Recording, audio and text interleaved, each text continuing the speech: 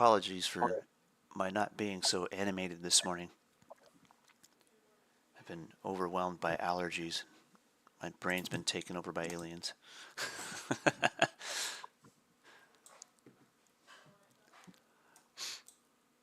Alright, so here it goes, the beginning of the 1-for-1. Bam.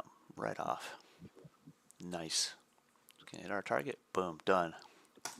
Badass. Love that. That is the beauty of the fan right there. Lay it in there. Find whatever consolidation makes sense to you. Throw it on there. It doesn't even matter which one. Boom. 1-for-1. Done.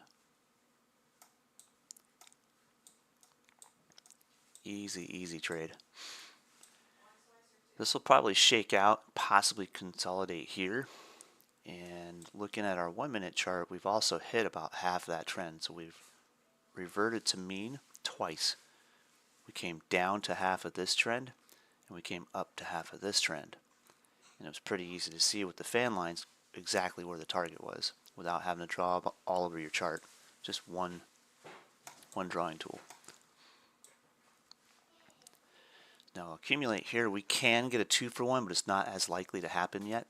Usually the opening range is going to be more volatile than that, so the higher probability is back to a mean revision. But we'll watch for the break. Here it comes.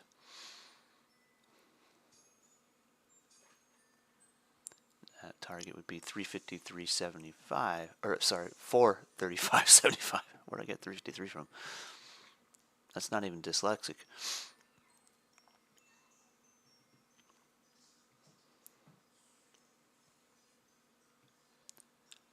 There's half the move so far. Let's see where we break.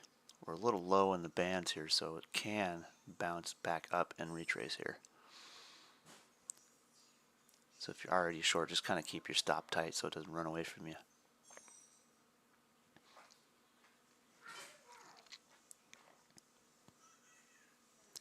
So far we got a bit of a tweezer top here on a 1-minute chart, so likely to follow through. And that mean is right on this guy right here. Boom. Met.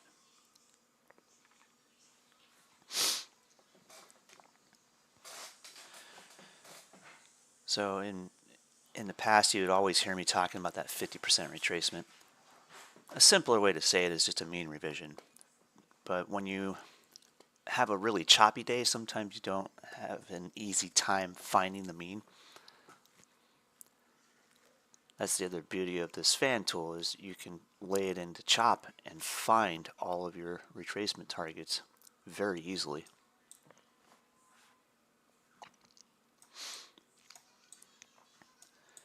If you haven't already, I put a series of videos in the library on how to draw these. And I recommend learning how to draw these manually first and kind of follow the steps, get used to how they work and why they work, and then go and use the simple pitch fan tool, and I can demonstrate that today too, and then go into the fib fan tool. But you'll see with the fib fan tool, it's a little bit harder to line up exactly where your expected consolidations are. So if you look back here, it was a little tricky to figure out which fibs were expected to consolidate, but you notice our common trend line gave us a really big 1-for-1 downward move and extended to a 2-for-1.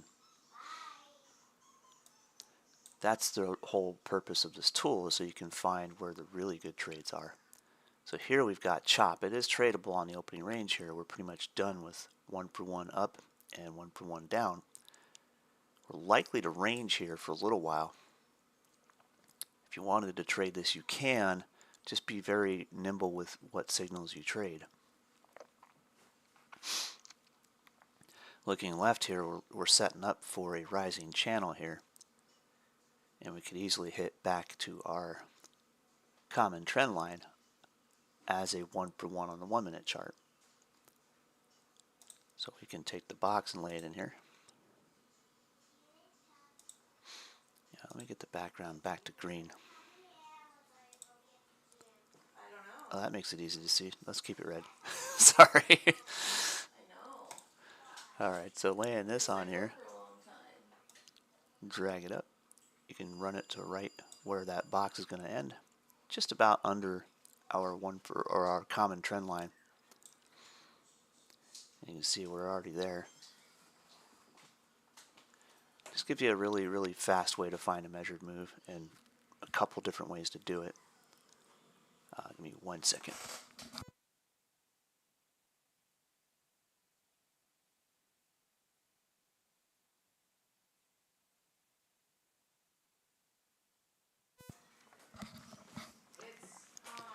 Alright, so that measured move gave us a target that was slightly below our common trend line. And we kind of made it right to that target and back down. So it's easier to spot a 1-for-1 in any time frame, regardless of what the fan's telling you. The fan will tell you where all the fib lines are. It'll tell you where you're likely to accumulate before a move.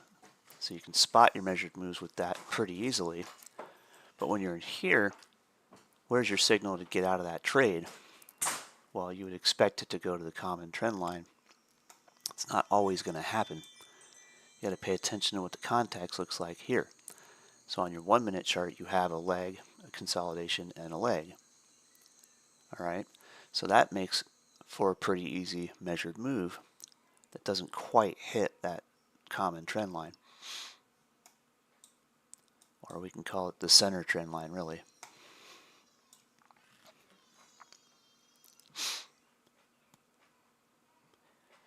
But the ability to have kind of a series of tools that you can reach for to make your analysis really quickly in any market condition is going to be your saving grace.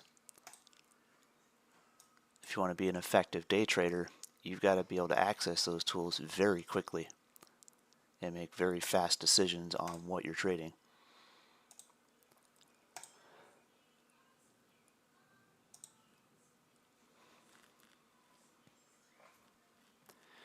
Alright, so we've got one more consolidation. This can give us a 2-for-1, and that would put us just under the next fib level above our common trend line, but at least our common trend line. Watch for the break.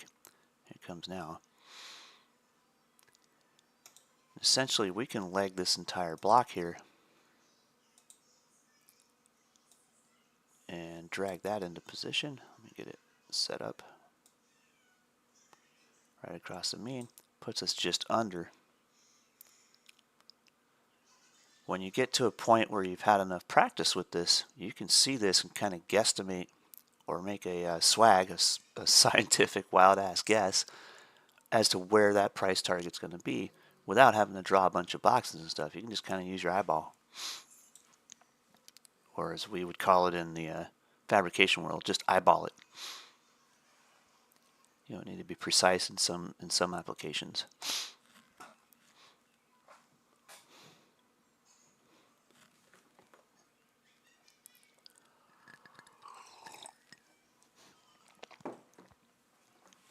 And we're almost there, but we're just starting to get a signal here. It might give us one more bar. There it goes. Bam, wick. Target met. Trade done.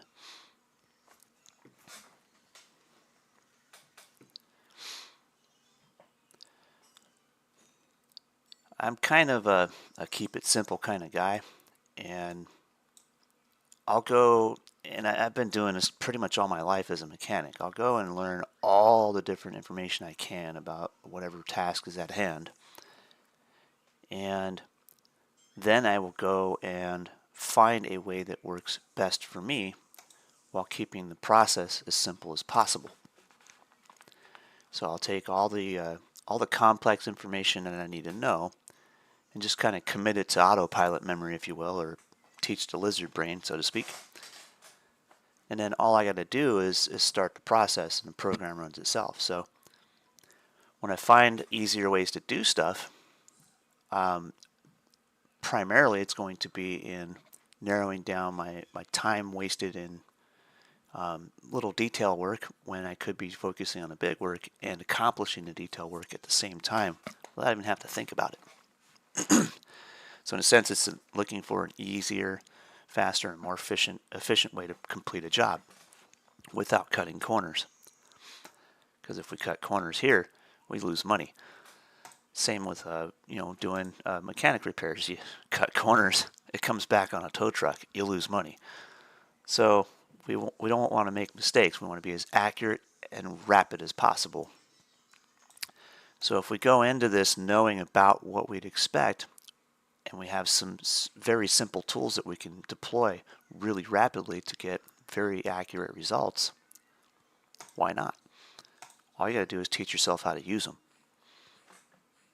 And then execution will actually come from that. So when you catch that breakout and you know your discipline is to not trade the setup, to trade the break, get in on this candle here for say, know where your target is, boom, done.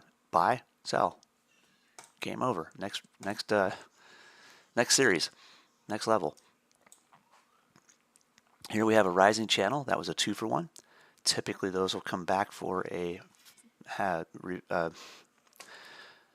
return to the mean, and we're just about there. That'll go to this fib line here, about 436.08, 436.10, somewhere in that neighborhood. And the 5-second 200 period happens to be just below that.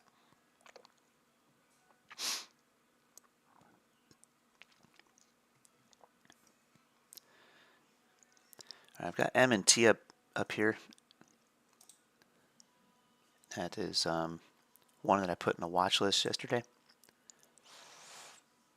Pardon me, hiccups. MTB is the ticker on that. That thing's gapping up. It's made a 50% revision of yesterday's 1-for-1. So if you got long on the open on that one, consider taking profit here, but watch for another setup to appear to you.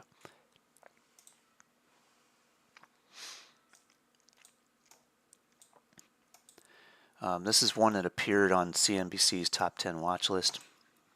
Old Jimbo put this one out, and I was squawking about it last Friday if you caught my video of the market review.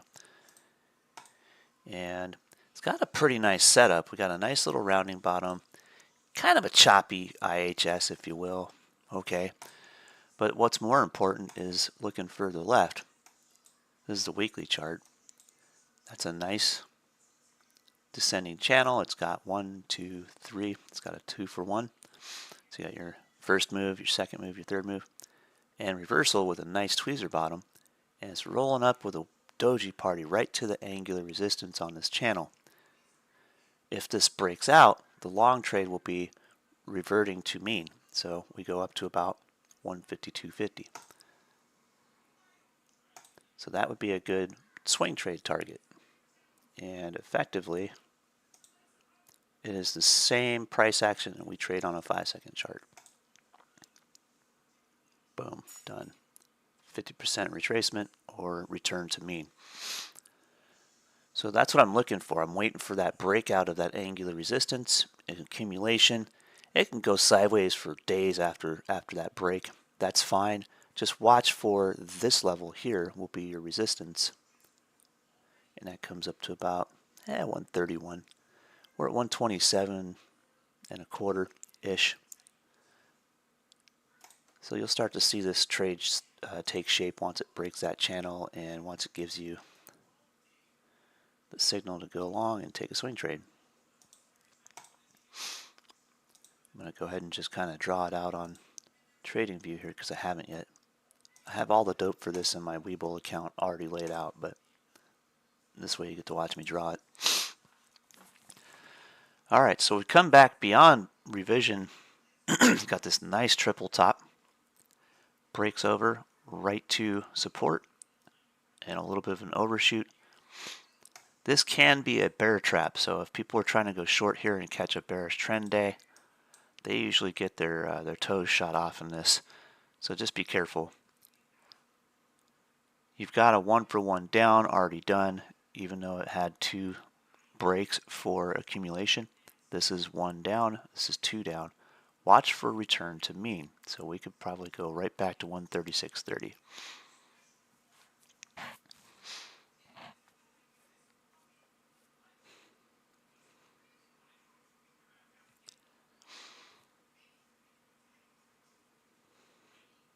We're almost there. pull back here, watch for accumulation. It can actually stop here and continue to go into a channel here. So this is after a reversal up top here. Sometimes it'll range for a little while before it continues to move. So you can get an accumulation here where it will set up a 1-for-1 to meet that target a little higher, or it can actually fail here and channel in this range. But the likely bull target is going to be the mean right up here. No, they rolled it right down. We're going to accumulate.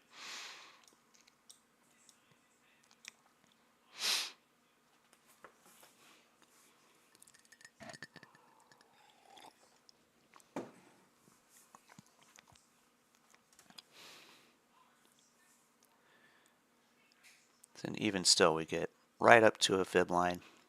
Look at this doji right on the line. That is a little tiny 1-for-1 right down back to support. Don't know that I want to trade it. I mean, what is that? That's 2 points almost. Yeah, 2 points. That would have been a good trade.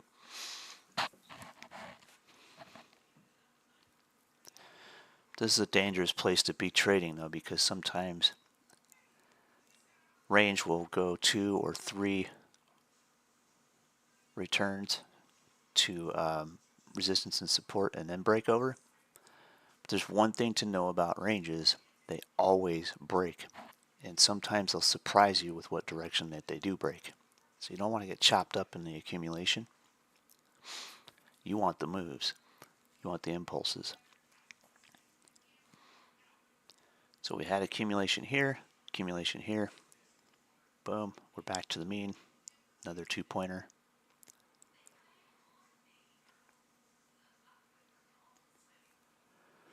This can start to look like a double bottom. You certainly have a trend behind it. You certainly have a return to mean target up here, still hanging around 136 or 436.40. Just be aware that these fib lines are going to interact. You're going to have little accumulations in price every time it hits one. There we go. And then the 1-minute chart's telling us there's some chop here, so this is just anybody's trap. It could go either way.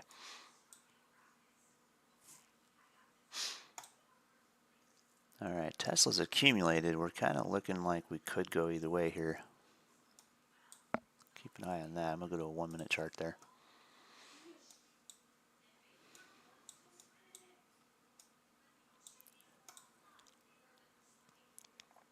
Alright, watch for possible rejection off this resistance here. It's more likely to range in here for a while than it is to just up and tap the mean.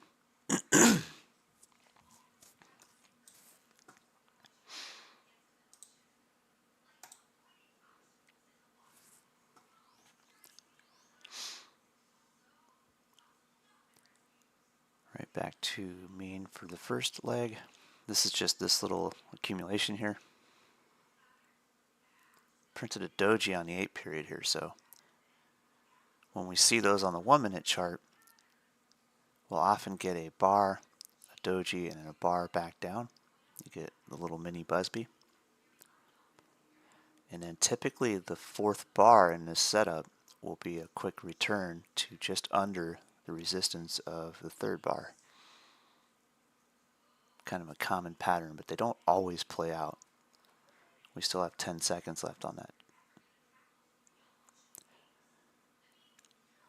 Sometimes you'll get a bar, a spinner, and then all of a sudden you'll get a gap bar that runs right up a 1-for-1. See, we're accumulating tighter and tighter. We've got a nice little wedge here. This is just like a spring. It's building up tension, and when it does break, it'll be fast. Very typically fast.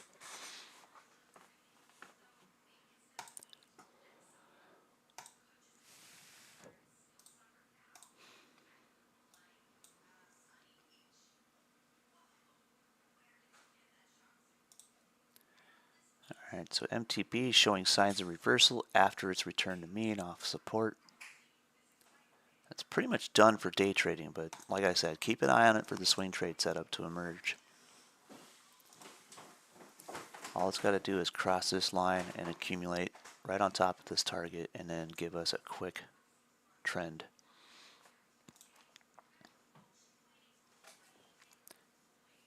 I'm going to put my eyes on my options positions here.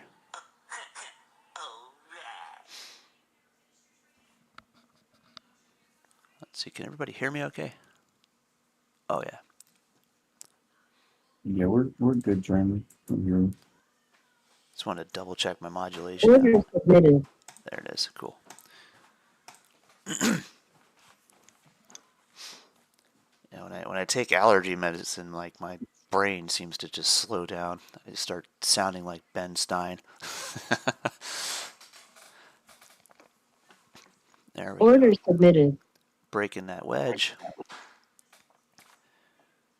These can be very, very conflicting sometimes because you'll get a breakout and you'll have a measure outside the breakout. Sometimes they'll just stop cold and run the other way. Sometimes they'll be a trap.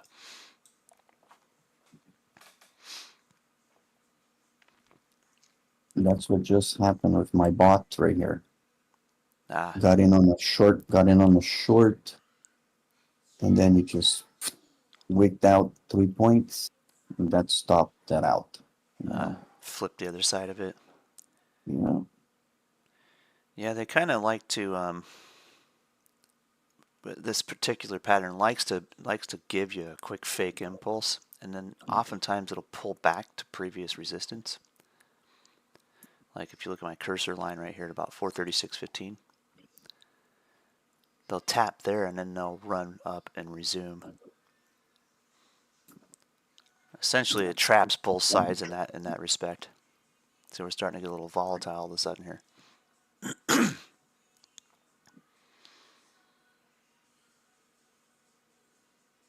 Boom, right there is that test. Now let's see where we go. we're going down.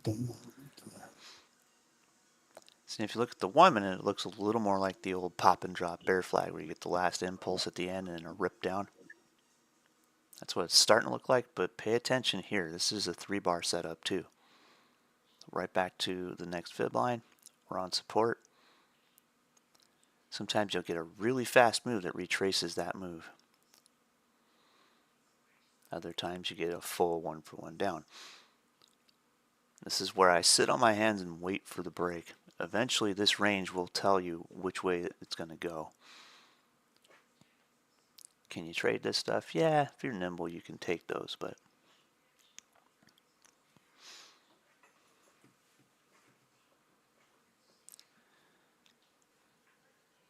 let's see, there was one more I put in a watch list I wanted to take a quick look at. Oh yeah, Pan West. PANW.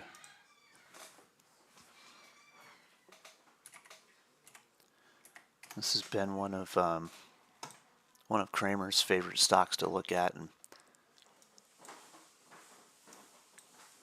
back when he first started talking about it, well, when he was getting really crazy about it, he started catching a couple wrong signals in here and caught people off sides, but I knew better when I opened up the weekly chart. What do I see? A measured move. It's like any other time frame I trade. This one I'll draw fully. Let SPY play around in that range for a minute.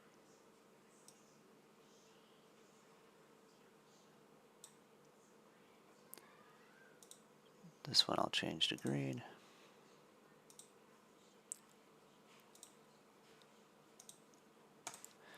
So essentially we've got a 1-for-1 on a weekly chart, and the extension target up here is at 240, what was it, 245.50, something like that. Pretty simple setup. And you can see it's done it before. Here's one here. Took a little longer to accumulate and break, but it did go. There's one here, one, the 1-for-1 measured move is so common on every time frame. Once you've trained that lizard brain, you can just glance at a chart and see them. They stick right out. And when you know them well, you make really good trade decisions for swing trading. But this guy is looking pretty volatile here. That is quite parabolic. So at any moment, this thing can get, a parade of shorts in it. But for now, it's looking pretty healthy. Watch that one on a 5-minute for a few minutes here. It looks like it had a nice impulse this morning, came back, tested support. Right now we might have another quick scalp on that thing setting up. We'll watch it.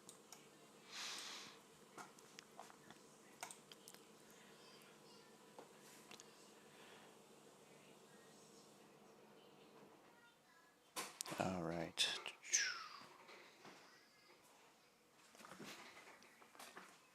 Awesome. So yesterday I condored SPY, and then towards the end of the day I was able to lock the call side into a butterfly. And then now we're heading for my put side. I could probably do the same for the put side if it breaks this support level. And the expiration on that's tomorrow though, so I'll probably be better off just closing it all. But if I can butterfly both legs of it, cool. I'll keep that open because I can lock profit in and I don't have to care what happens to it. Oh yeah, no problem keeping Tesla up here, man. Sorry, I was just looking at the comments on the YouTube channel.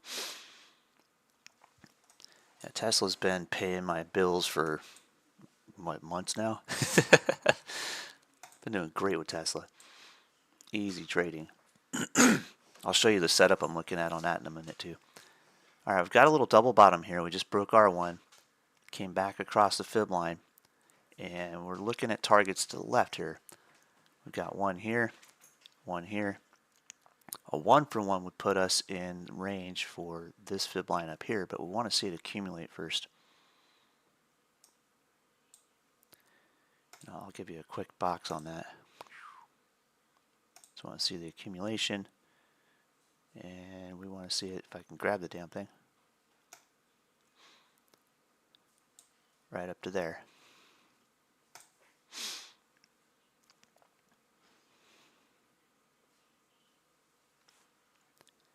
And if you look, we got a bar, and looking like a doji so far. We got about 25 seconds left on this candle though, so let's see what happens.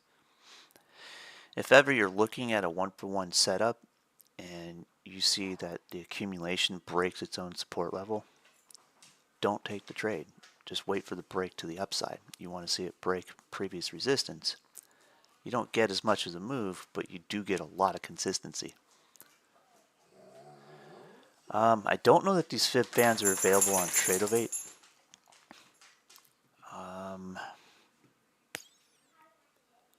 I think here, have we gotten our affiliate link with TradingView yet? I don't think we have yet.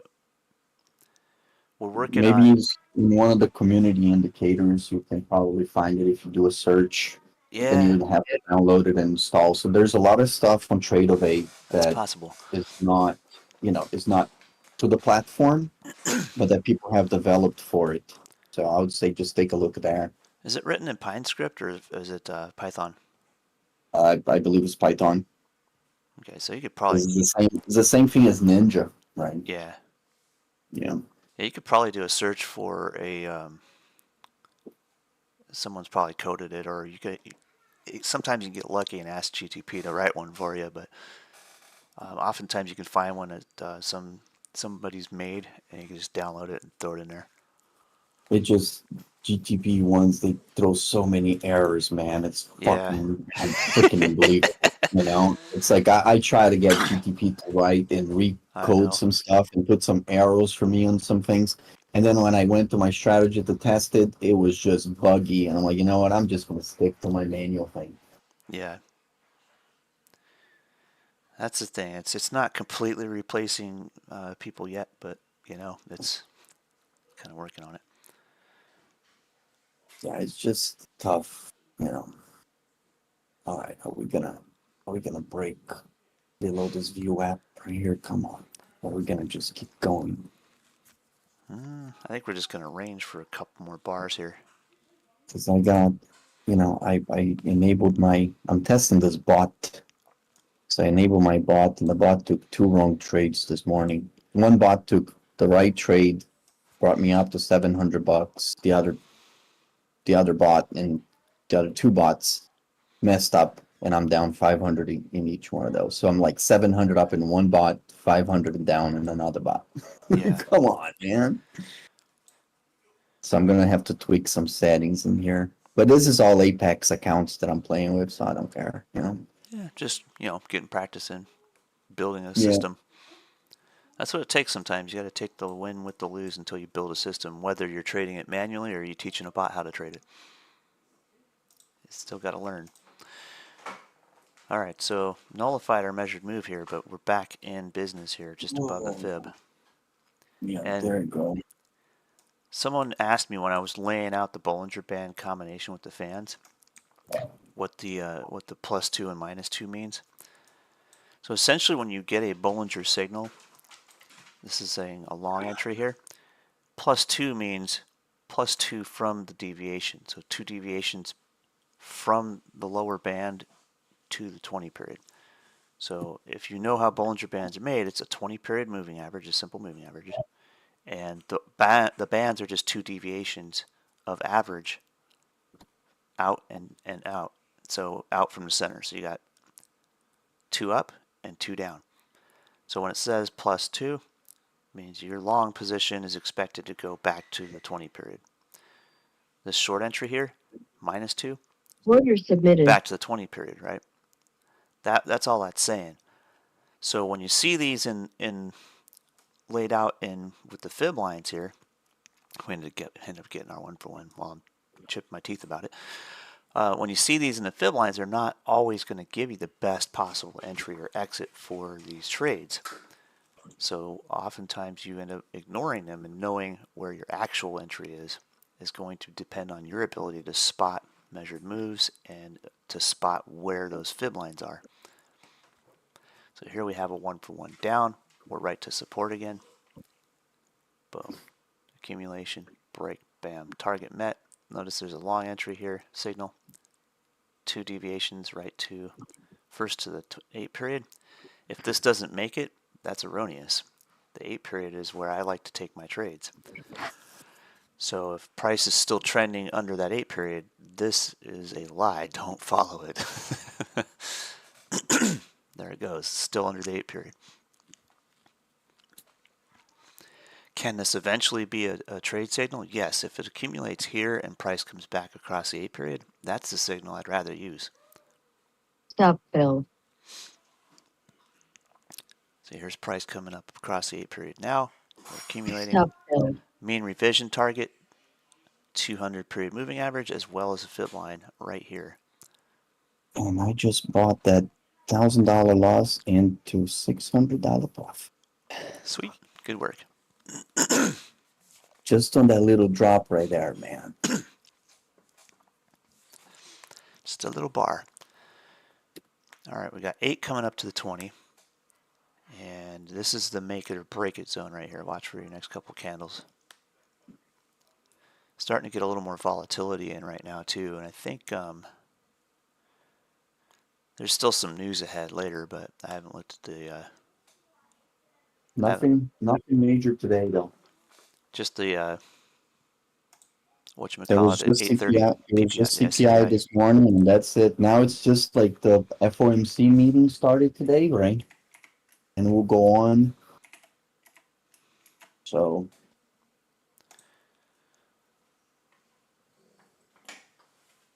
Let me see here. Yeah, there's nothing else coming. You're right. Yeah. Are we dumping? We're dumping? Yeah. Here we go, leg for leg. We're about to change our fan because this is going to be bear leg, consolidation, a bear leg down here. Gives us a target right to the 1 minute 200 period, about 435. All right. Ancient closer to get this done.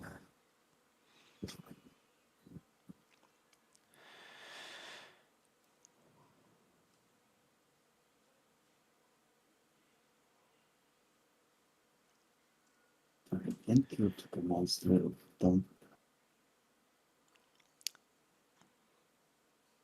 I guess there's some more stuff happening in the Ukraine. It's kind of eh. Well, Ukraine's supposed to attack Russia back, right? Yeah, That's what the deal was there. Russia's been taking out all their stuff. I was looking at one. It says Putin's Russia lost 54 tanks versus 160 of Ukraine's tanks. Blah, blah, blah, blah, blah. It's sad that we're so bored with it because people are literally being killed, but you know, whatever. Yeah, I just feel like it's sad, man.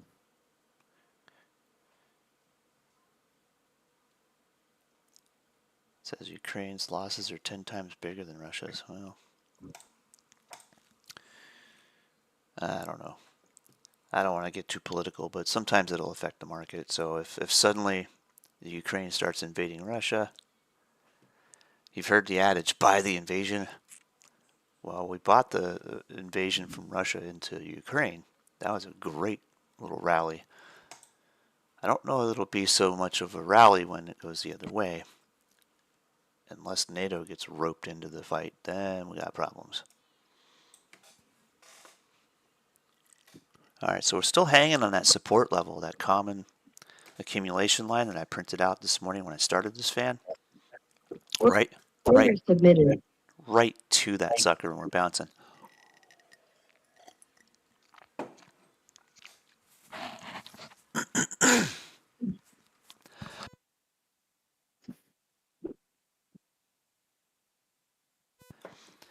I had to mute for a second to finish clearing my throat. Order canceled. Order right. submitted. So, in any channel and any accumulation, 3 seems to be a magic number. This is the third push on that support, and now we're breaking it. So, for some reason, I don't have my, maybe it's on the 15-minute. There it is. There's a liquidity zone down here. That's an old one. This big zone here is one that we're in. Let me bring this to a bit. Oh, hell, let me go with the 2 hour.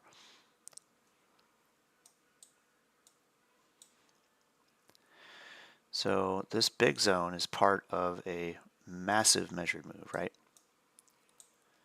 So this is our first leg. All of this accumulation. This is our second leg. So our target for a 1-for-1 is still 440. But in recent development, we've been playing in these liquidity zones for a while now. And we've got our 1-for-1 from here up. That's already done. So the chances of this coming back and retracing to mean are actually fairly high now. So we've got a chance at hitting like 427.50. Just kind of eyeballing it. This is a swag. If you haven't heard me say this before, swag is scientific wild ass guess. Okay? Kind of eyeball it. So you got a 1-for-1 that's done. A fairly high probability of coming back to revert to mean. And that comes right into our liquidity zone. So we got 431.50 and 429.50, somewhere in that range. We could very well accumulate there and then finish the business of the big ass 1-for-1 here, which we have marked all the way up to 440.50. So we're going to see some volatility in this range until we figure out which direction the market's going to go. That's why I can sit and look at all this from last week, and the thing I left off with on Friday was I'm expecting some volatility this week, and here we are, we're getting volatility. So how do we trade it? Well, when it's volatile, your short-term time frames are going to be money, like quite literally. That's the trade that you want to have. Look at this range. That's a 1-minute chart. That's a pretty big range for a 1-minute chart, right? So it'll give you lots and lots of trades here. And now we just literally printed a tweezer bottom right on the 1-minute 200. So we're back to the support that broke is now a resistance level. That's kind of obvious. Anytime you break one pivot, usually it's a pivot is both resistance and support. So if you cross below it, it's resistance. If you cross above it, it's support. Got this big bar right to it, and it just closed right up to it. That is still resistance. So if we break down here, this gives us a confirmation of a bearish move. So where is the next target? Pardon me a second.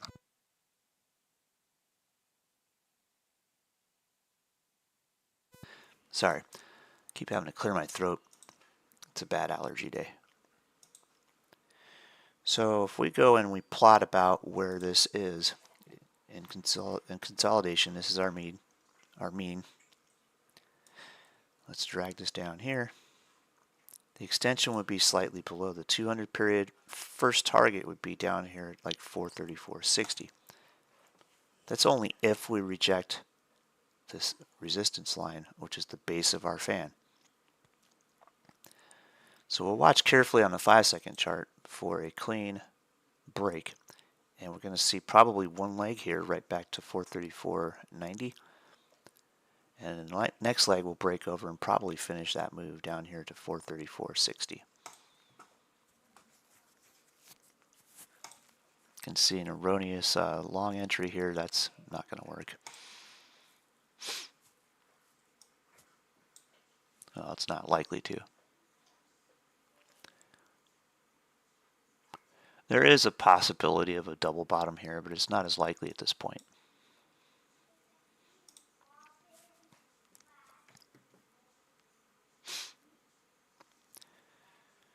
So if we make this move, I'm going to tear down this fan and I'm going to start building a new one, probably down in this slope.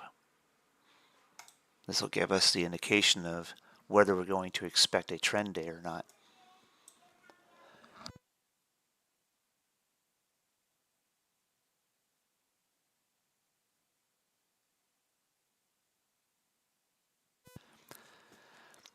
Dang, I keep having to clear my throat pretty bad here, guys. Sorry about that. I'd rather not do that in the microphone if I can avoid it. There we go. Target met, 1 for 1, done. This whole move. As choppy as that trend was, we were able to locate a target very efficiently, even in garbage. Look at this.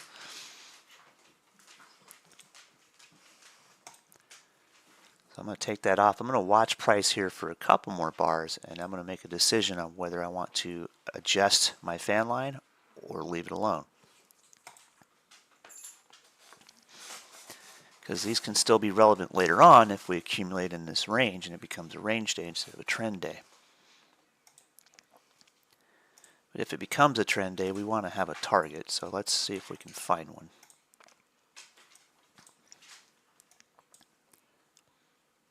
Right to base, about 434. And if it continues and sets up accumulation at 434, and then breaks into a bearish 1 for 1, we take one leg here. Well, where's your swag tell you? Right to the top of liquidity, right down here. Extension target about 432. Easy peasy. I can draw the box, but I don't have to because I can eyeball it. So if we come down here, we're likely to accumulate there and head for here.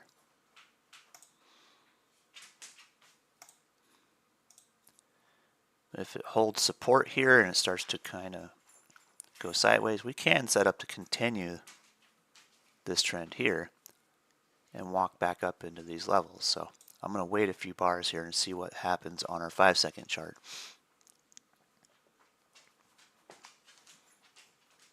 Let me look even further left. That trend is still pretty damn strong in spite of the volatility here. You can see we've had volatility before. This range trade was awesome. I killed that. All right. That was Friday. So as soon as it came back up and tested that resistance for the second time and failed, I was short and I scalped the crap out of that whole bar. See how fast that was on a 15-minute chart? One bar. And I was like busy making videos explaining how to use the fan and Bollinger combination on that day. And I still took a killer trade. That's how easy this stuff makes it. Even though I'm distracted and busy doing stuff, I can take a really good trade. NQ Twizzler bottoming on the 15 minutes maybe? That's a possibility. And like I said, this trend is still pretty strong. So if we break support and we continue to roll down, yeah, we'll hit this liquidity zone, but let's look at the upside now. The upside is finishing that big ass measured move, 441, maybe even to 442.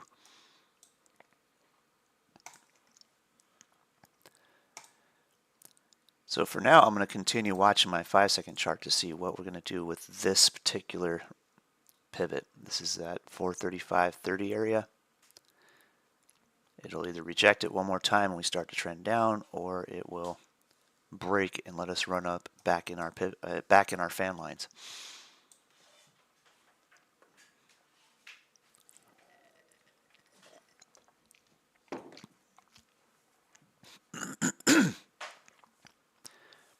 There is another fairly easy way to get this. So you can just take your fan, start from the same center point, and draw it down instead up. Kind of eyeball it, see where that range is. And notice that we split the range, it's about even, this range and this range. Look, wicked right to it. We'd have had that bear target real easy.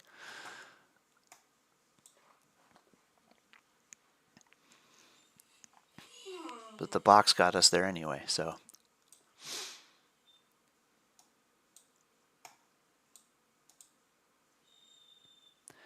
Alright, Tesla set up two tweezers here. Kind of had a fake, rolled back down. Now it's looking strong. It's made a mean revision. Let's see if Tesla gets bullish here and continues through resistance levels. For that one, for this time being, we can just draw some simple target lines. We got one here. I'm going to run with this control bar here. Look, this is kind of a micro double bottom here. We got L1, R1, L2. We're right in R1 now. Watch for accumulation, and finish move would be, let's see here, 252.90 to about 253.90, 253.80. And I might have to let my dog out.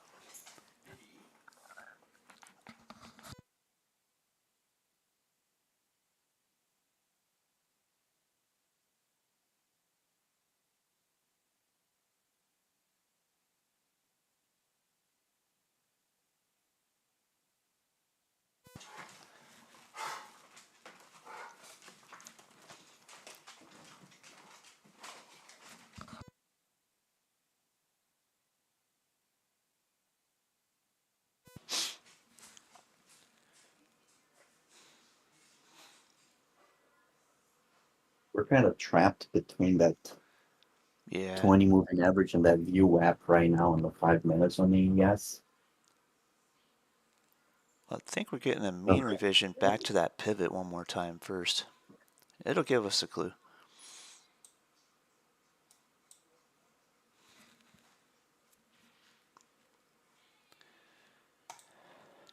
There's Penn West setting up possible double bottom here.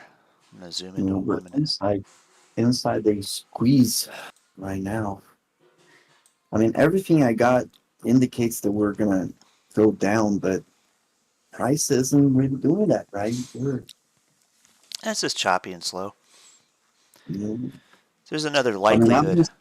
I've been scalping like, 2 contracts at a time, $300 here, $300 there. Yeah. I mean, I bought the big laws I had out, and since I'm training the bot, look at the results that I got so far. Not bad. Nice. Yeah, I'm going into more options than futures lately, but I'm looking to get back into futures when I can kind of calm down my workload. Yeah. So like for me, I can trade options on autopilot because I could just set things, and I know my risk is defined. I know how to swap strategies and capture profit without leaving a position. So I can just kind of mostly cruise through options trading like effortlessly. It doesn't really take much to do. That I can do with many distractions. But when it comes to futures, I gotta be like on the ball. I gotta be in my own zone. Yeah, because there is no time waiting on futures. Nope. You know, you have to pay attention. I mean, I got my Ninja set up right here in my VM. I got my Tradovate set up with my domes and my toss for my charting, you know. Right. Like if I show you this setup, you'd be like, what the, you know? No, I've been respecting it though, man. I got many different things I watch to trade futures, not just the futures. Yeah. And it's like I found that I can run Trading View with Spy and get really accurate futures trade setups because it's basically tracking the S&P futures. I haven't connected a data stream from futures to my Trading View yet, but I'm getting there. We're having a deal that we're making with TradeStation to make that happen. So we'll be able to connect it and make that all work. But first, we got a couple bugs to work out. So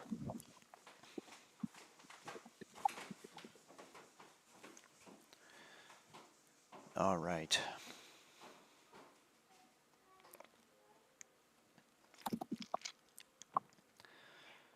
Kind of look at my positions here. And Intel pulled back hard this morning.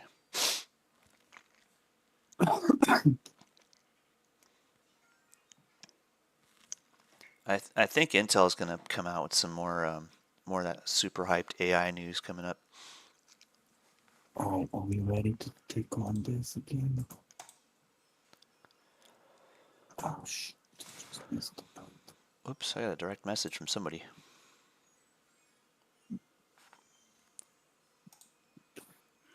I'll answer that in just a moment. This is starting to crescendo up to a beat here.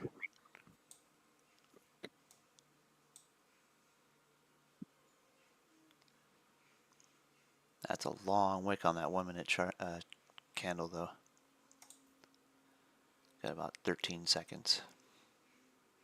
Yeah, thought so. We're going to mean. We're going to test that pivot one more time.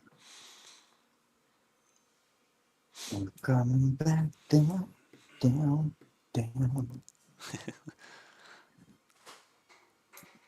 You know, I'm a big bear, man, and I miss out on, bull trades left and right. It's like, and it's funny because I go in on a bull trade, and I'm down like 2 grand before it reverses, and I make like $100. Right. Come on, you That's know? rough.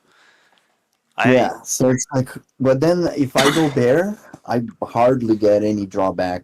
I mean, I go drain right away. It's like, well, it's typical that fear will always seem to sell faster than greed could ever buy. But yeah, sometimes when you have a market that is like right now, tech is just nuts. And everything's kind of choppy. You got some turmoil with the banks still kind of lingering. Sector wise, there's not really a lot of rotation other than tech. So you'll get really fast bullish impulses as well as very fast bearish impulses, and it's just something you're not used to seeing. So, like, I love being a bear, but when the market changes, I love being a bull. So, yeah, you know, um, when I'm spotting different stuff, the main thing I look for is where's the trend? Where's the major trend? So, like, when I start looking at longer time periods and be like, well, I looked at the 15-minute chart earlier and I'm like, yeah, this trend is still pretty damn strong. There's still a bit of unfinished business to finish this giant measured move that we're in. But I can always go and scalp these little bear moves and bull moves. And if I'm rolling options positions over, like, I could build a condor out of this stuff like no other, and then just butterfly one side and wait for it to bounce the other side, butterfly both sides, and literally ignore the trade until it's close to expiration and go put it into another trade. So when it comes to being both a bull and a bear, just kind of changing with the conditions of the market, you can do both, but it's really hard sometimes when you're biased even slightly one way or the other.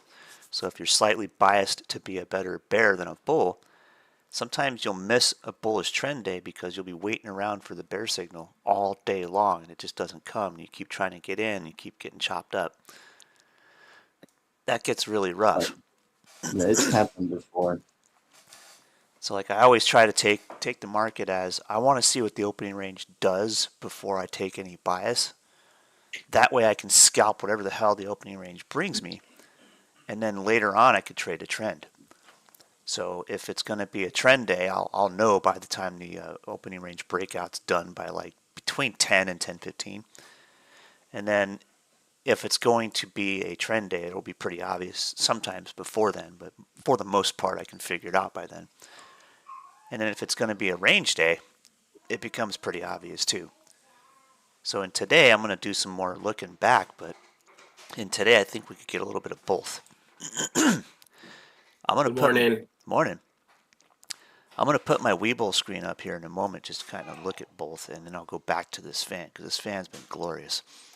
Like, it's given us everything we needed to know this morning. So now we're right back to that pivot. Let me flip open my Webull account for a moment here, because I got all my old dope on the Webull account. So we've got this liquidity zone here. We accumulate above it. We've made most of it 1-for-1 on this chart. And it's weird because this zone is exactly under the zone that I see on TradingView's chart. TradingView's chart has us in the zone now. Whoa, there's a bear move. So aesthetically, we've made a 2-for-1 here. We got one leg here, here, and here. But you don't see that on the dope that I have on my TradingView account.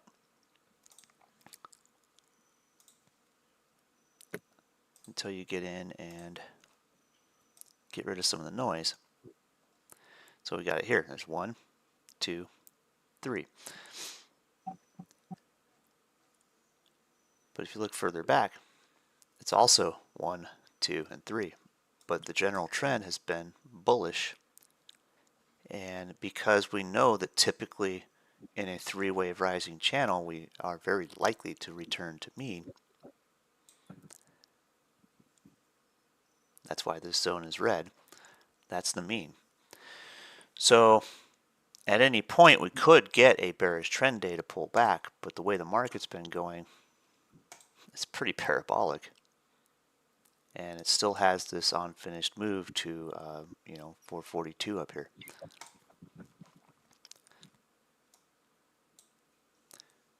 So trying to trade all this stuff, it can be challenging. But if you're in one mode, if you're like taking more advantage of bearish trades than bullish trades and you're slightly biased, you're going to miss a lot of this move. And that's the beauty of options for me, is like I can do both. I don't really have to care that implied volatility has fallen off quite a bit into this, because I know that if I put stuff out there with a longer expiration date for swing trades, I'm taking advantage of buying those positions when volatility is low. And later on, when volatility becomes higher, the implied volatility alone will sustain those trades and keep them profitable. But the main trend is still bullish until proven otherwise. Oh, look at that. That was a quick little bear move, right back to the pivot, bam, right back up. It's like we're just dancing around VWAP right now. Wicking, dancing around VWAP with a rising 20 moving average on the RTH on ES. Yeah. It's just, you're between the 20 and the VWAP is what do you want to do in a squeeze right now? Right. You're squeezing. And the squeeze is quite large. I mean, it's from 4400 to 4412 range. I'm going to draw some new fans in a moment because I want to see something right here. Let me get rid of these. There we go. Look Okay, at so that. another way we can look at this is accumulating into a topping pattern, right? A lot of people are wanting to be bears today. So you've So got, they're all going to get squeezed. yep, you've got an M top, and you got long wicks down here, indicating there was liquidity here. There was a ton of buyers here, right? So that is our key support area. 435 and a quarter ish, somewhere in there. And we're back to mean on this trend, this part of the trend here, and running away. So up here is our target for today. And if we break that target, then we start to go into a trend day. Well, let's look a little further out. Break this down a little bit better. What if we're looking at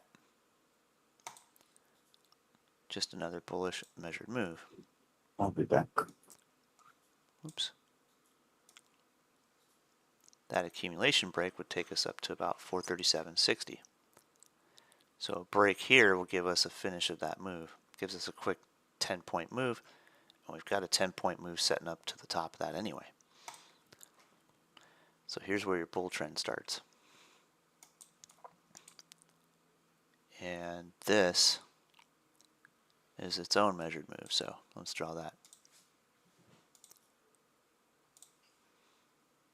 And I'll just drag the box rather than stack another one. That sets us up for a push to about 436.30.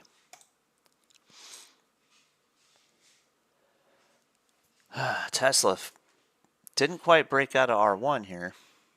Printed a doji party, but look, it's a bigger double bottom now. So let's see what happens with it. And this pan west here is playing right along the 200 period. It might break into a bearish 1-for-1 here. So 226 is a good target if that breaks over.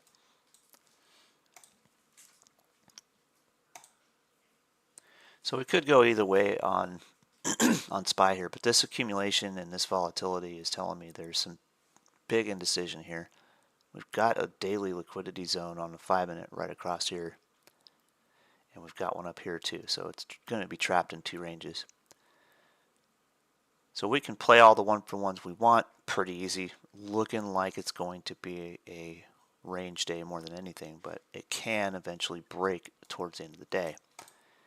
And I'm going to look a little further left to determine what to expect there. So we've also got this leg here, and we've almost met that. Actually, we did meet it with the wick up here.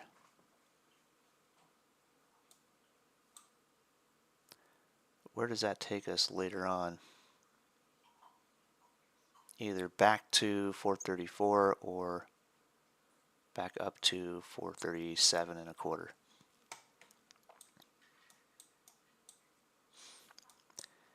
If this thing accumulates all day and gives us a breakout, we could see this stack up for a 2-for-1 and push us to that 440 area. That is on the board, but it's going to take something really good happening to make that go. So there is a possibility of today being a range day for half the day and then a trend day for the other half of the day. There is a possibility of that. And knowing where those zones are is going to be important. And again, I got some old information on my Webull chart that tells us we could easily go up there. There's 440 here just under the next liquidity zone.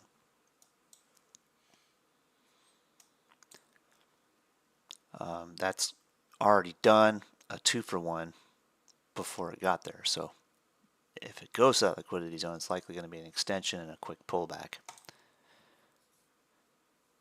The other scenario is we accumulate here for a while and melt back into this liquidity zone, or we can go right back to the mean. God forbid on the swing trade side we go all the way back to the big mean.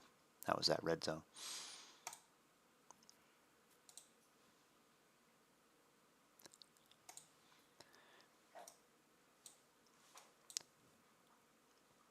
So today, going to be a great day for day traders. Other than that, not much you can do with swinging unless you want to go and build some complex option strategies today. I already built mine yesterday, so I can just kind of profit them off today and roll them over into next week or something like that. As far as equities go, that's where your better trades are going to be. So look for your swing trades to meet their targets. And my old stuff on Tesla here has pretty much made that price target on this 1-for-1 here. So if Tesla's going to be continuing to be bullish here, I want to make sure it's going to get into an accumulation zone into this box. And let me get the weekly chart up. If it sets up a 2-for-1, it blows away the mean revision from this channel here. This is a weekly chart. And we know Uncle Elon doesn't disappoint when it comes to price action. The man moves the needle, so this is a possibility. And I'm going to say this is highly speculative because we've gone parabolic in this part of the trend. But that's no surprise. We did that here. I killed that trade. I've killed this trade. What's next? Well, this is a possibility, but it has a lower probability.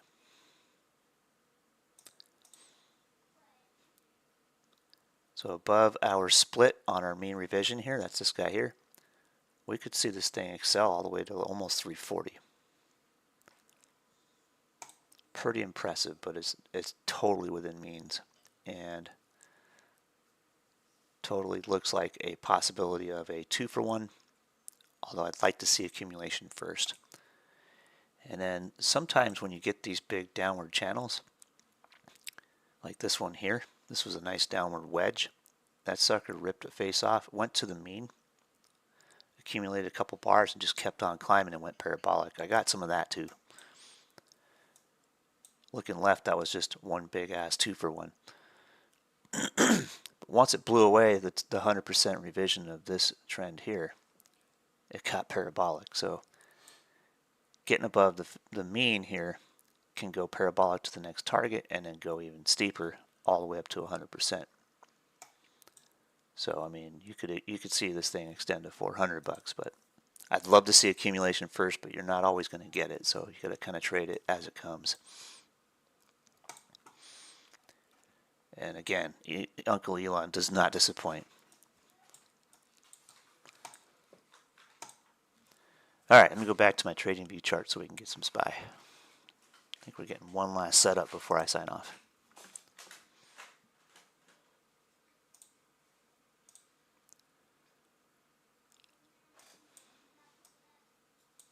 Blow this up a little bit. There we go.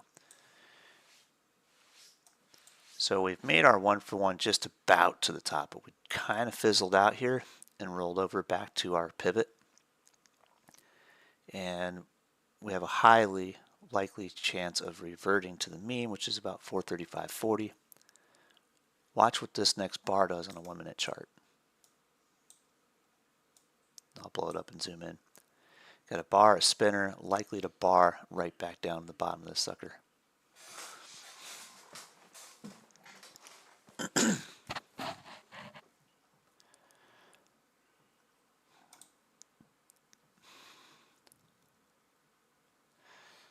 I'll probably start my fan line right here.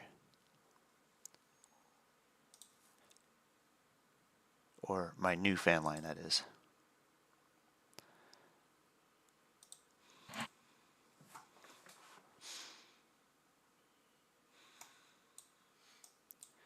I'm going to get rid of this box because it's kind of annoying now.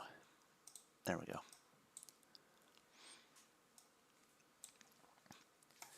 So we have an accumulation zone. Shares a common support level. There's a pivot. And this is an institutional pivot. When you see accumulation like this, whose coattails are we riding? Institutions. So this is what you would call an institutional pivot zone. So we've got a one leg. We got the second leg. Now we're playing back to mean, likely on this leg. And we're going to start floating into all these different fib lines. I'll blow it up and zoom in.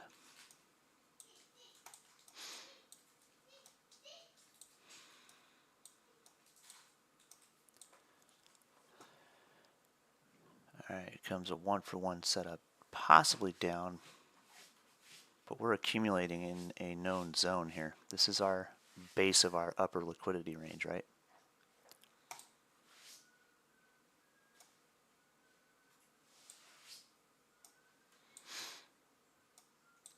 And go into the 5-minute chart. We've got a big wick here, wicks here, and we've got liquidity up here.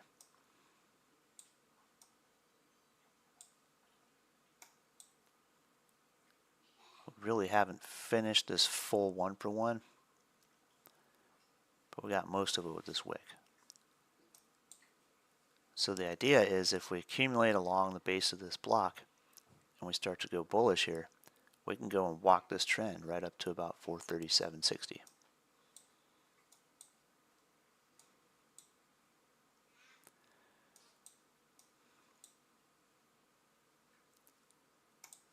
There's a pretty easy way to see that here.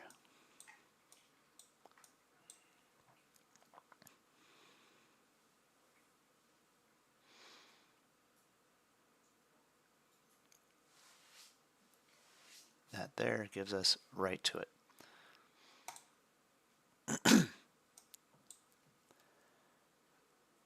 Another scenario is this can be in a rounding top and run back down to a support area and then continue out. So kind of hard to tell what's going to come out of this choppy range here. But eventually it will load up and break. But in the meantime, you got plenty of fan lines you can trade in here.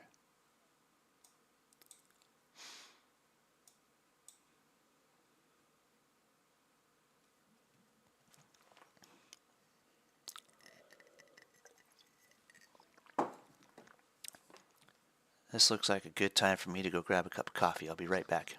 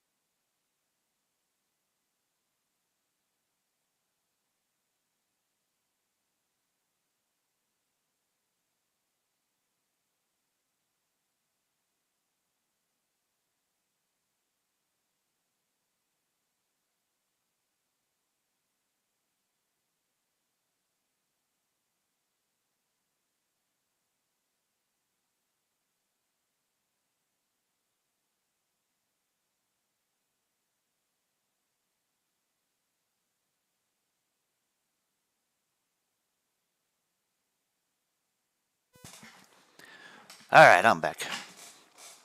Rounding top is starting to shape up a little bit here. So watch for support, 435.80. That's right about the base of our known liquidity zone, of course, too. So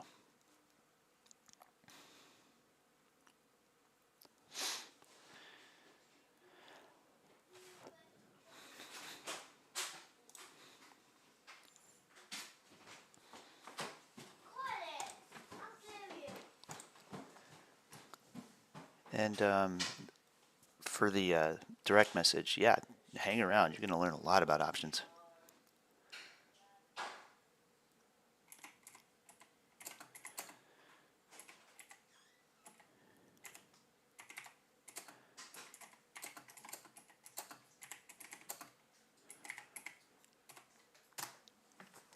There we go. Now we're setting up. Watch for a range break.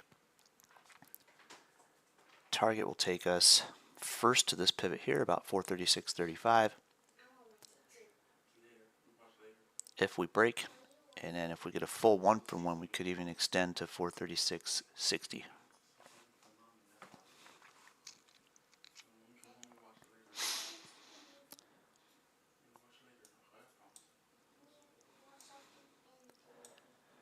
you go. First target met.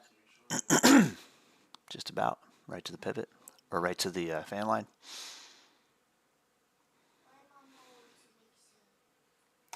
And see if we accumulate and push on to the second target.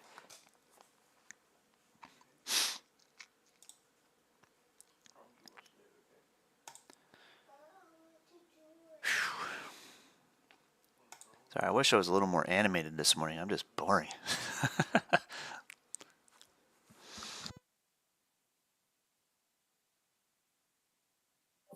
Boring pays the bills. That's true. That's true.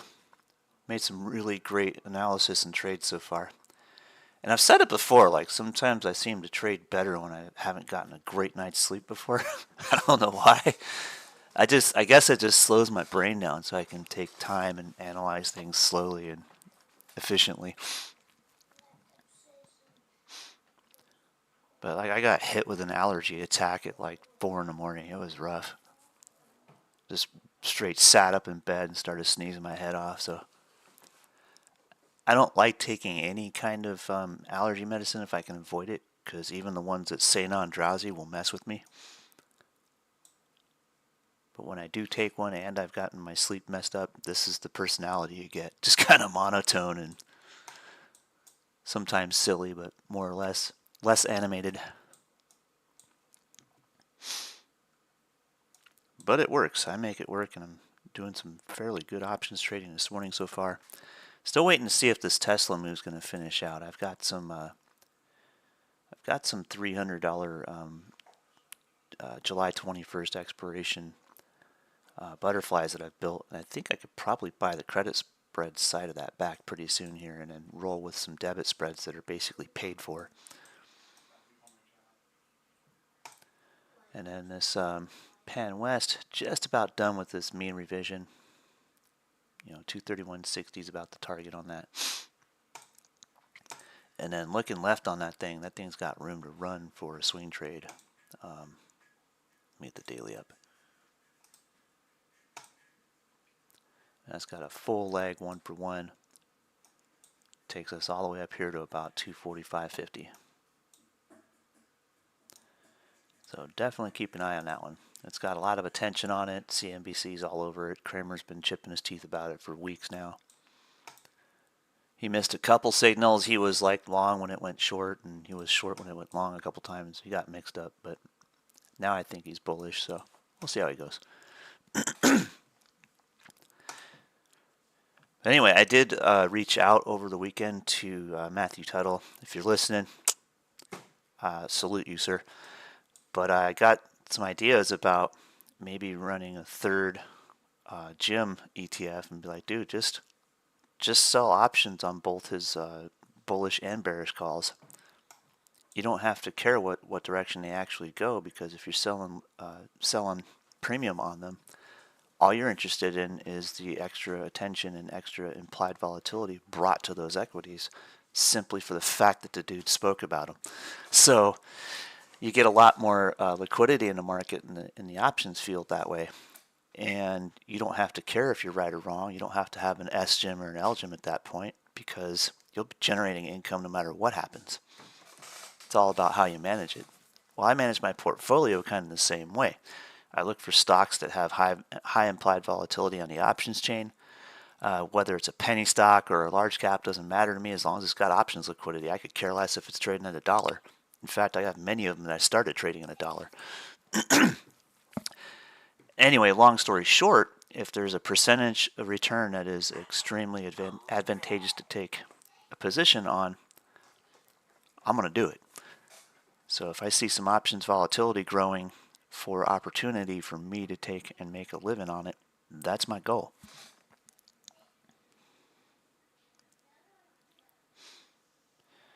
All right. Very cool.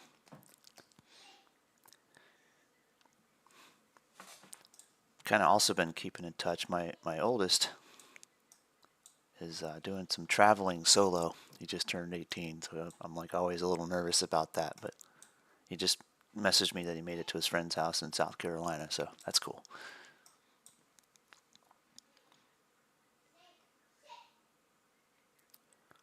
Alright, so we're back to our common trend line on our fan that we built here. This is a new fan that we've come into this accumulation here with. We've made a nice clean 1-for-1. We're back to mean revision, and it happens to meet right on the 200 period and right on our common trend line. This is where we're going to watch for one last setup going into 11 o'clock. And if it gives us a break, we'll get a very fast 2-for-1 right up here to about 236.50. But if it fails and rolls over, we know exactly where the control bar tells us to go. Right back to the bottom of this liquidity zone here that's marked in green. So that takes us to 435.80. So watch what happens. It'll give us a signal right on this common trend line.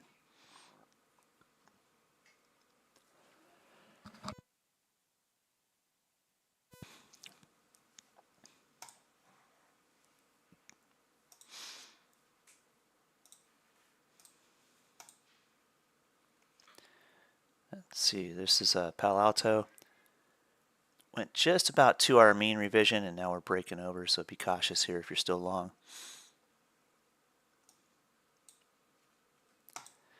And certainly, just to state the obvious, I am not a financial advisor. This is not trading advice, purely for entertainment. So if you take a trade on one of my signals, do your own DD. I'm really good at picking out signals, but don't just follow. Learn.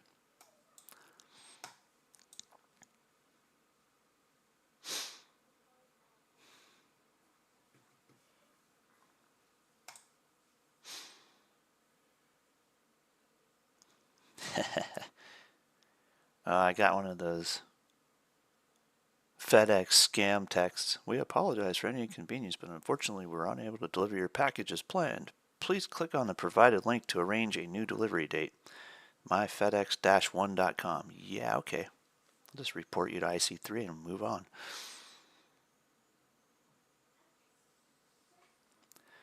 All right, now we're stacking. Watch for a range break here.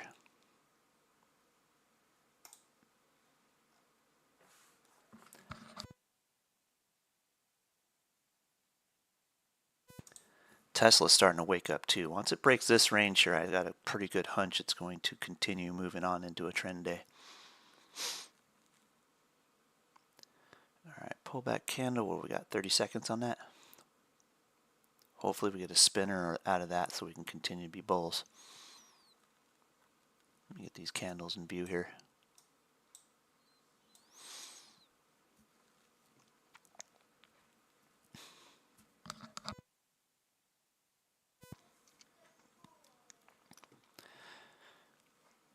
So if you're just tuning into the YouTube channel, definitely go check out the videos I put out on how to work with these fan lines. And I did put it in a 3-video series.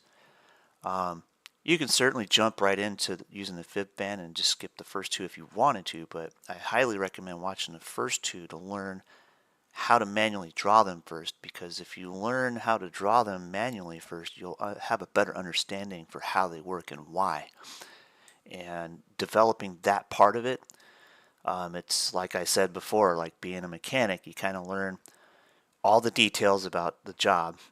You're going to basically learn how to do it the long or hard way first, and then you're going to develop your own strategies on how to make the job more efficient with the tools and equipment that you have to work with. So learning how to manually operate those will give you quite an advantage in figuring out how to make it work very efficiently and above all, rapidly and accurately for you later, because you don't have time to think about all the little details. Then go into learning how to use the pitch fan, and I'm going to demonstrate that one real quick right now because I can always put this fan back on. So let me delete this, and I'm going to go into a pitch fan. The pitch fan's a little different. It doesn't always give you everything you need to know about the way the fib fan lines up, but you set up first a common trend line, go A to B. You can extend it far out, or you can put it closer to the accumulation if you want. I'm going to use this as just a quick way to develop price targets. And you can see they emerged right here. Wick, wick, candle. There's a common trend line here, a common trend line here. this is your mean line. So the pitch fan gives you the same thing as a fib speed resistance fan, but these are uniform zones. They're not spaced to fib levels, they're spaced evenly. So if you looked at the way that I would manually draw these, I would just find a division. I'd find a common trend line anywhere I see an accumulation, and then I'd find an intersecting trend line, and then I would split the divergence. So I would always put a line in the middle of divergence between the two lines. This kind of does that for you in a much faster way. So just because I'm not using the pitch fan in today's video mostly doesn't mean it's not an easy tool to use. And the only difference between this and the pitch fan really is that you have to reset this one much more frequently because you don't have as many trend lines to take advantage of for your moves. So every time you go out of range of these guys, you start putting deviations on, you're going to have to draw a new fan. So it just becomes a little bit more tedious for discovering your price action setups, but it does the same thing as the fib speed resistance fan in nature. In extreme volatility, if the market's moving like stupid fast on you, this is actually going to be more advantageous than the pitch or than the fib fan, because you're going to be able to just take this whole thing and move it. So you can literally just grab your points, drag them to the next accumulation, find the common trend line, and build it out. You can keep dragging this down your chart all day long if you want. In fact, here we have this accumulation is actually down here.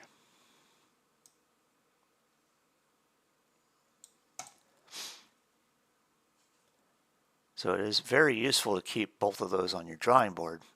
They just work in slightly different ways. When would you use either one? For me, it seems to depend on volatility. So like this has been kind of a slow-ish day, but it's choppy. So the pitch or the fib speed fan is going to be a little more advantageous on a day like today. But if this was like leading up to FOMC and you got like just wicked big moves, like running like $2 or $3 at a time on SPY, this would be to your advantage better because you're just going to split one-for-ones over and over and over again with this thing. And all you got to do is move it to the nearest accumulation. So you just, any time frame you're on, look left, find the accumulation, build your fan.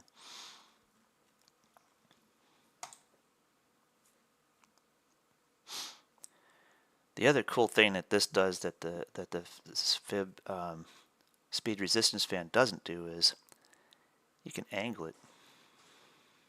So if you have a trend change, you just change your A point. If you try to do that with the fib fan, it's going to give you some erroneous information because it's not going to swing on the same pivot. This has 2 points to pivot on, so you can drag it up vertically and it'll pivot around those 2 points for the width of the fan. No matter how far back you drag it, you can drag it to any point.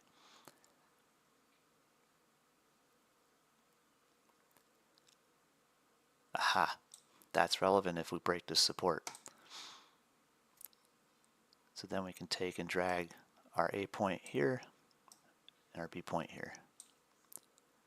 So if this breaks support, we get a descending fan.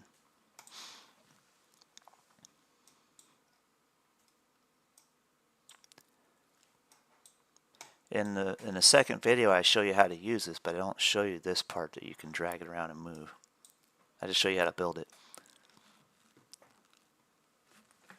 But the idea is still the same. Find any accumulation, any common trend line, and you're just splitting the divergence.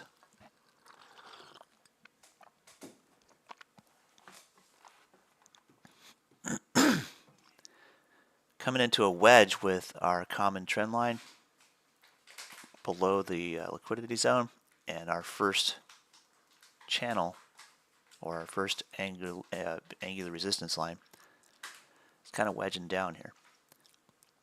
Looks like we're going to break 1 for 1, but watch this 200 period. It basically splits the range.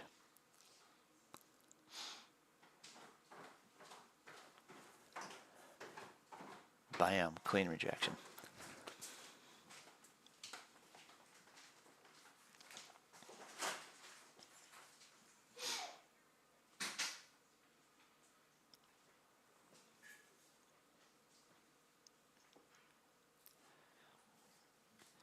Well, it's after 11. We got an okay setup going into the 11th hour, but now we're just going to expect basically chop from about here to noon 30ish, and maybe we'll still get the break into a trend day for the second half of the day. The other possibility is we'll stay in range, and knowing that this is two different liquidity zones kind of combining here, if we look at our 15-minute chart, we can see we've got one up and possibly one down. And then there's your mean revision line here, about 433.80. And there's a liquidity zone down here, so if this thing breaks over bearish, it'll go there. If it runs bullish, about a little bit more than the same distance to the upside is possible up here to 440, 440.80. So definitely expect this to be a range day, at least through the first half of the day, possibly to the end of the day and into tomorrow. But eventually this range will break. And when it breaks, you'll have a very distinctive, obvious signal of which way the trend's going to go. All right, so we're back through. There's our liquidity, break, back to our common line. 1 for 1 likely. Extension down here to 435.50.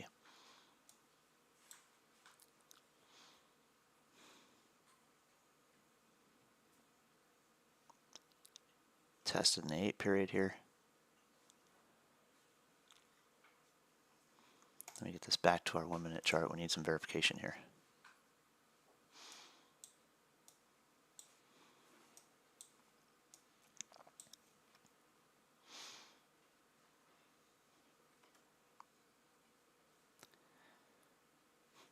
That's a funky looking double bottom.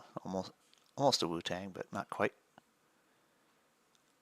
Likely to back off right at here, 435.88.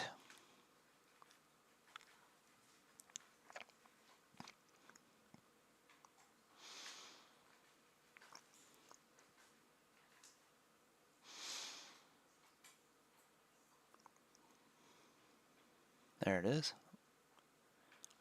Oh, went right to the pivot.